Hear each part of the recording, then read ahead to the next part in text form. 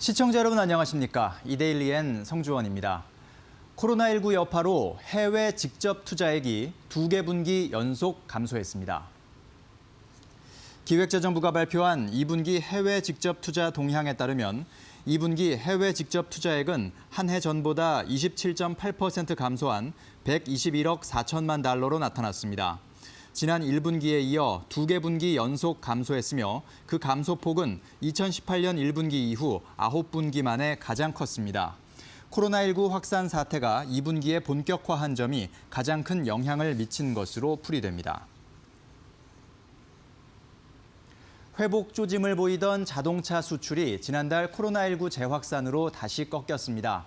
내수 판매는 개별 소비세 감면율 축소 등의 영향으로 6개월 만에 감소세로 돌아섰습니다. 산업통상자원부가 발표한 8월 자동차 산업 월간 동향을 보면 지난달 국내 자동차 수출은 작년 8월보다 15.8% 감소한 13만 6,538대로 집계됐습니다. 산업부는 코로나19 재확산에다 주요 시장 현지에 재고 물량이 남아있고 현대기아차 신차 라인 설비 공사로 주요 공장이 휴업하면서 수출이 영향을 받았다고 설명했습니다.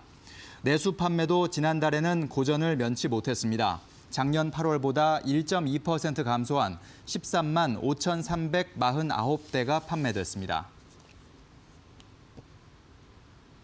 코로나19 확진자가 무더기로 발생한 기아자동차 광명 소하리 공장이 주말까지 가동을 중단합니다.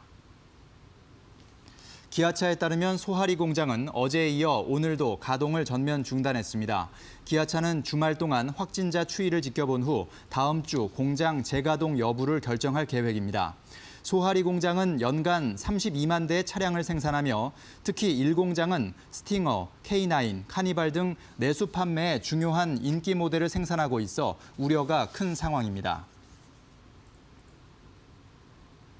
한국 유나이티드 제약은 식품의약품안전처에 코로나19 치료제 후보 물질의 임상 2상 시험 계획을 제출했다고 밝혔습니다.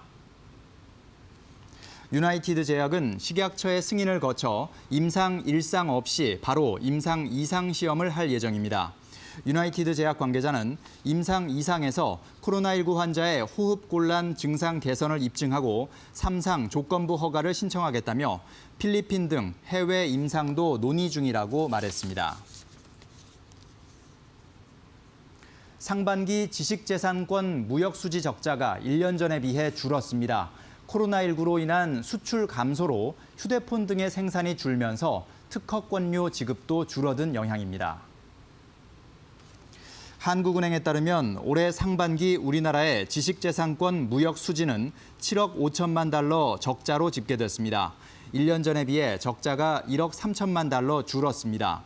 한은 관계자는 국내 기업이 핸드폰이나 반도체 등 제품의 생산을 늘릴수록 특허권료가 나가는 구조인데 코로나19 확산 영향으로 생산을 덜한 것이 영향을 미친 것으로 볼 수 있다고 말했습니다.